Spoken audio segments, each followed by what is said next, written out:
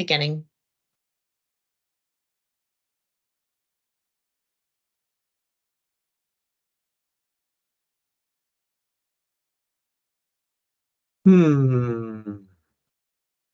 Okay.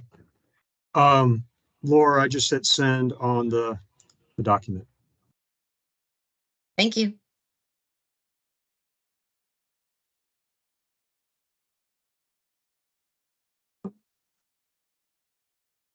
All right. Happy Friday. This is the end of week 5. There's three weeks left. I promised last week that I would know what week we are in session.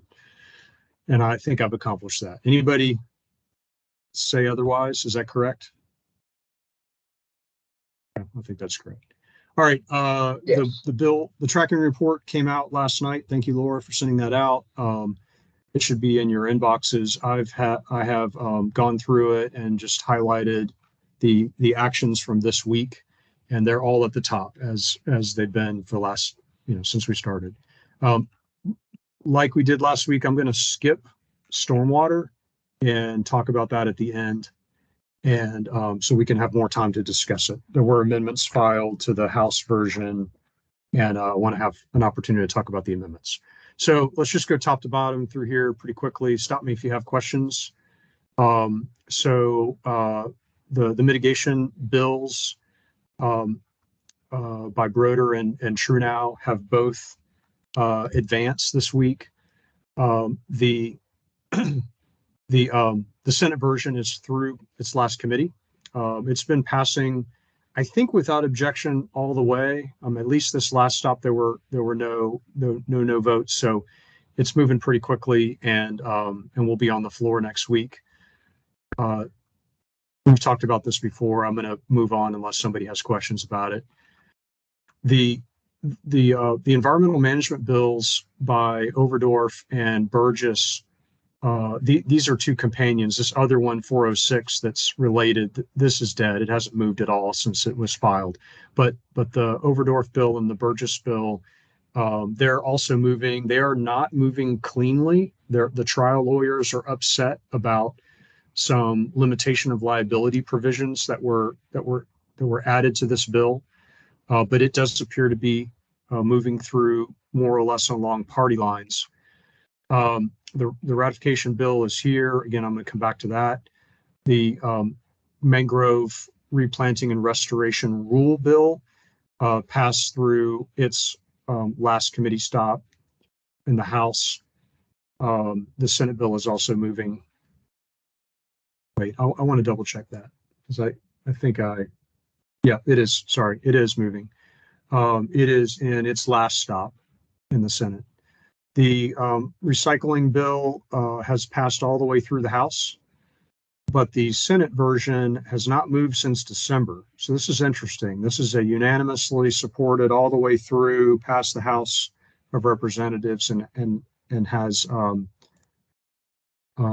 in the Senate has has made it through one committee. So by procedure, it doesn't have to go through, it doesn't have to advance anymore.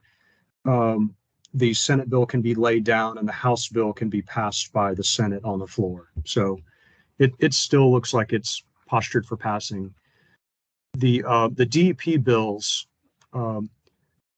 this is a bunch of things, including the Florida Flood Hub stuff and some OSTDS regulatory stuff and the designation of the Kristen Jacobs Aquatic Preserve. This passed its second stop in the Senate, and in the House, it's passed all the way through. So it's got one more stop in the Senate. The House version did pass with some floor amendments. So I'm going to propose next week maybe to do a little deeper dive on the DEP bill and the funding bills. But in any case, one more stop in the Senate for the DEP bills. Here's the Senate version of the ratification bill. It's now all the way through and scheduled for its first reading. I know it's a second reading. Forget that. It has to be read twice on the Senate floor, and that'll be scheduled for next week.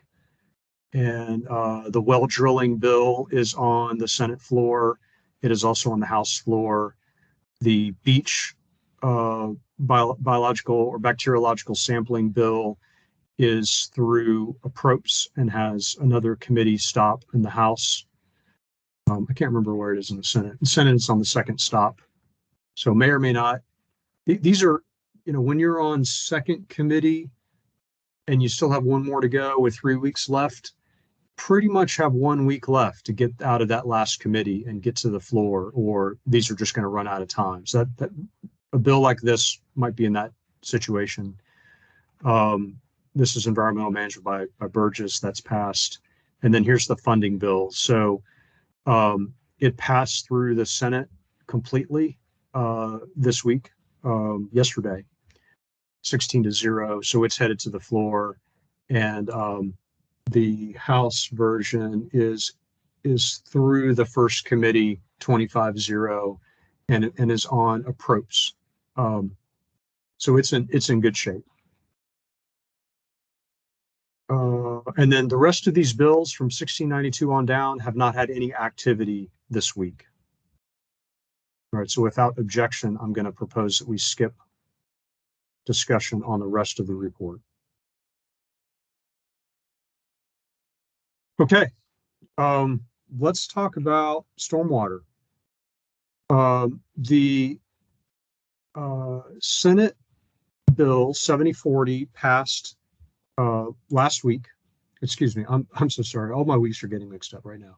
Passed early in the week on Wednesday, 17-0 without comment, without controversy, without amendment. So no more changes to the Senate side. So last week, remember, we talked about a bunch of amendments filed, and Mark Thomason, I think you're on. You were correct. There was a paragraph 10 that exempted DRIs. So I was not sure because there was a flurry of late filed amendments.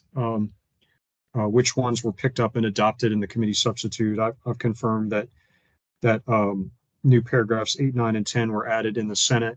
So the House version is different. And I think everybody that struggled through, and I think I made the observation last week that it's kind of wonky that the original edits to 4131 that were done by the bill created a grandfathering section in 7A and then created, additional grandfathering in 8. And so the House amendments did it differently. So they incorporated, rather than changes to 4131, they incorporated the edits directly into the applicant's handbook by section. So it is easier to follow in that you can go right to the section that's being amended. But it does all the same things that the Senate version did. So I'll just recap for everybody. The changes made to the House version are the same as the changes made to the Senate version last week. They did the following things. They exempted from 62.330, so exempted from the new rules, any development or permit drawings that have been signed and sealed and submitted by January 1 of 2024, so something that's already been submitted in support of a local building permit or part of a rezoning, part of a DRI, part of a binding EMA.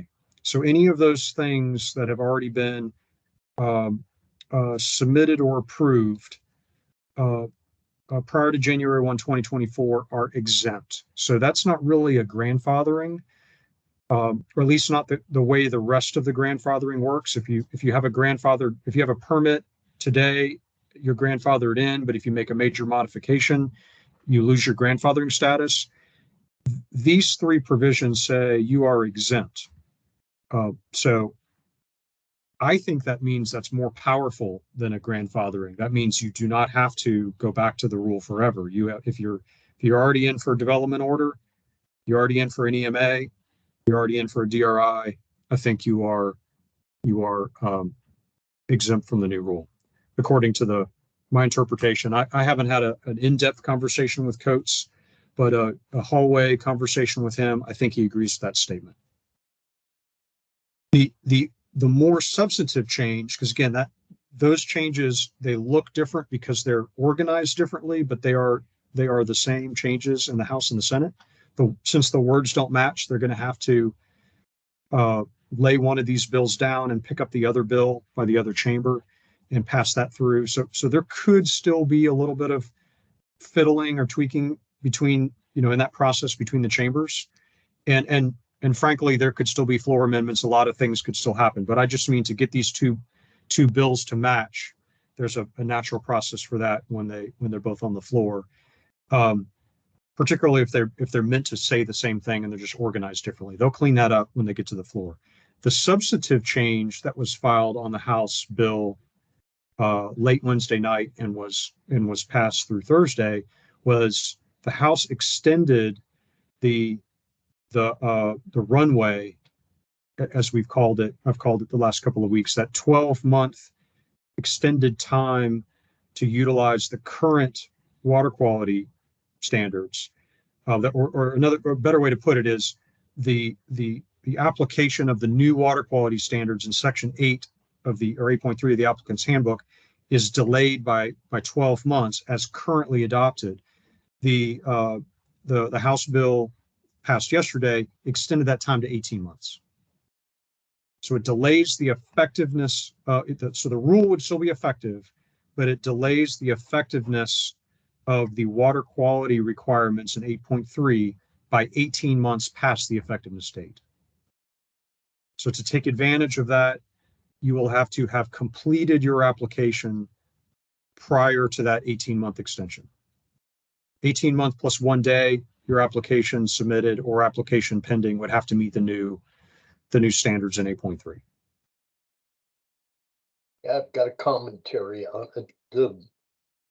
In general, the numeric criteria, I said you once, Jeff, that it's somewhat of a relaxation for the standard protection from 80% nitrogen to 50%, which is good, but it actually postpones that for 18 months. But the bigger item, especially for South Florida, is protection.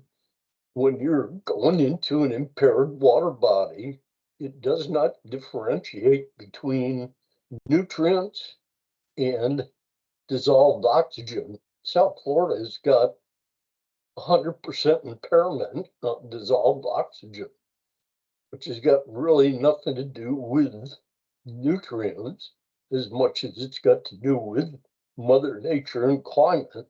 So all of the projects that go into South Florida water bodies are going to have nutrient standards. That plus, I still say conceptual approvals should get some form of, besides being in place and approved, if it's a pending conceptual approval, I think it should fall in the category of the grandfathering for 18 months, 12 months, whatever. End of commentary. It's editorial.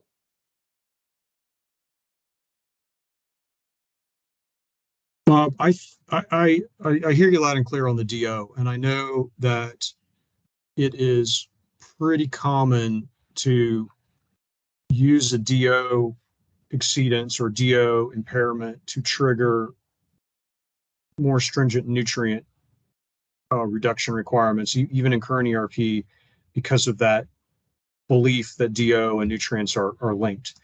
I've got another call into Coates, or a call into Coates about another issue about whether the trigger is for even this impaired waters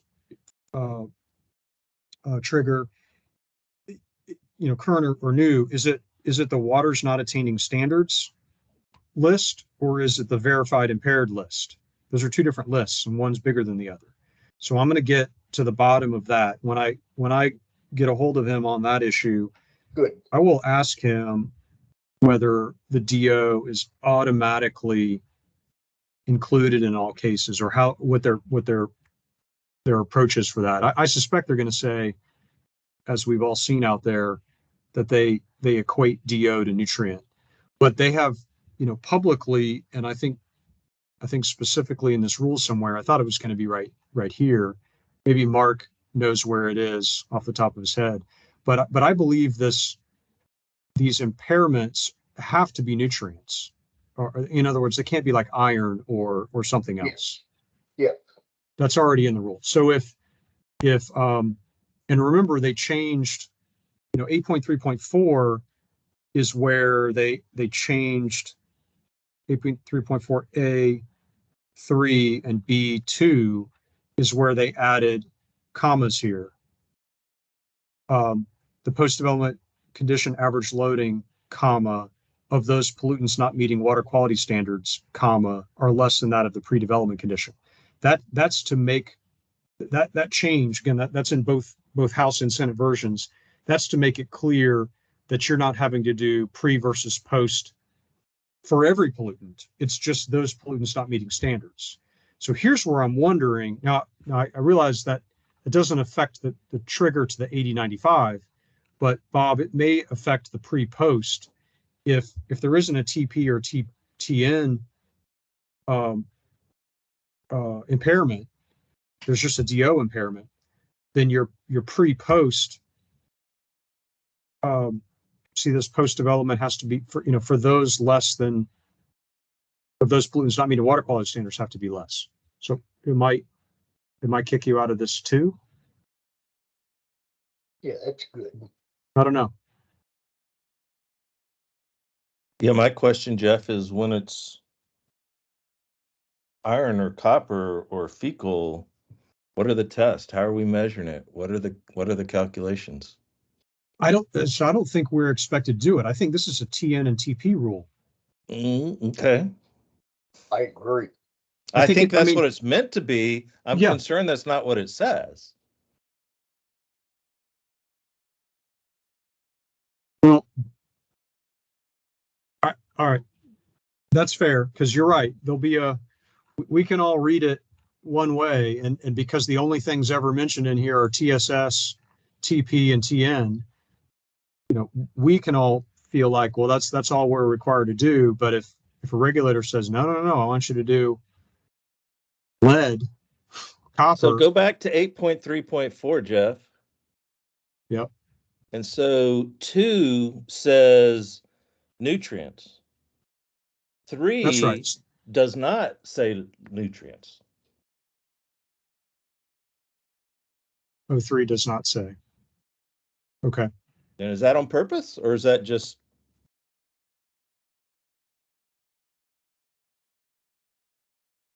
That should be nutrients. Well, if it's nutrients, then that's already written in 2. Yeah. That's Mark's point. Yep. And in the TMDL world, there has to be an established link between DO and nutrients for nutrients to come into play. So I don't think it would be an automatic that if you have a DO, you have a nutrient reduction.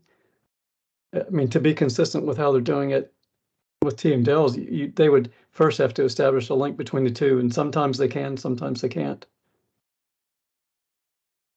Brett, I agree. We're running into it where there's a DO impairment, and a description says, there's not been an identification of the cause of DO impairment. And so they're going, okay, well, then you got to meet nutrient, net improvement. Because of the you shall not cause or contribute to a water quality violation, that yeah, because they haven't ruled it out, right? Yeah. So you'd have to make a demonstration. You'd have to do the work for them. So DEP, you don't have enough science to create the cause and effect. But for us not to have to meet the nutrient requirements, we're going to have to make an affirmative demonstration that we're not causing. Yeah, that seems kind of rough.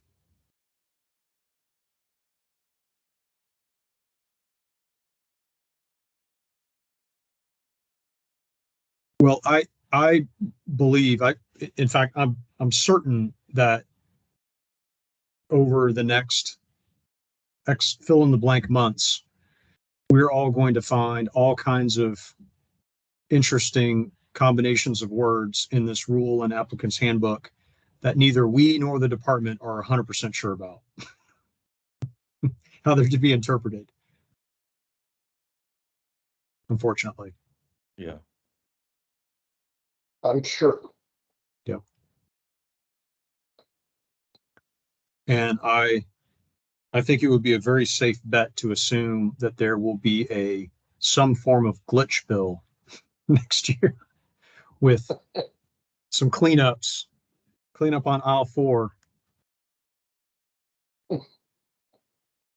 But the good news is 8.3.4 does not apply. 8.3 does not apply to anybody for at least 18 months.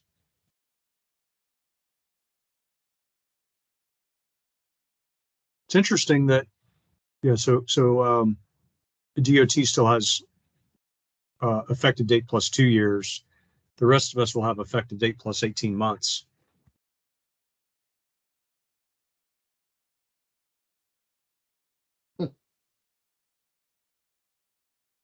All right. Any other pithy comments or observations? Well, one Questions? other comment on Yes, sir. DO, it's actually the easiest substance to mitigate. All you gotta do is put in an aerator or let the water run across the weir and it's fixed. But that doesn't have anything to do with cleanup of nutrients. Mm-hmm. Yeah. Mitigation for DO might be more runoff, faster runoff. Yeah. We're going to mitigate by exceeding our pre-development runoff. Yes.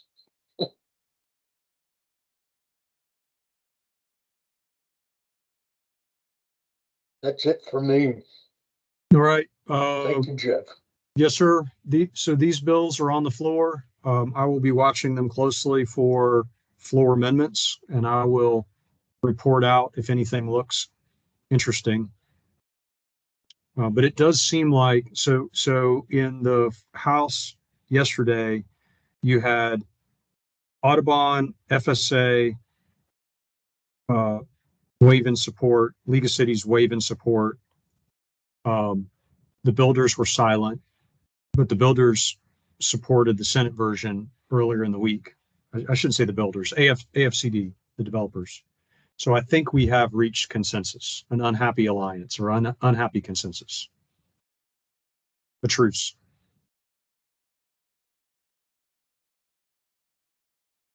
There hasn't been a no vote yet, so I think it's almost certainly going to pass.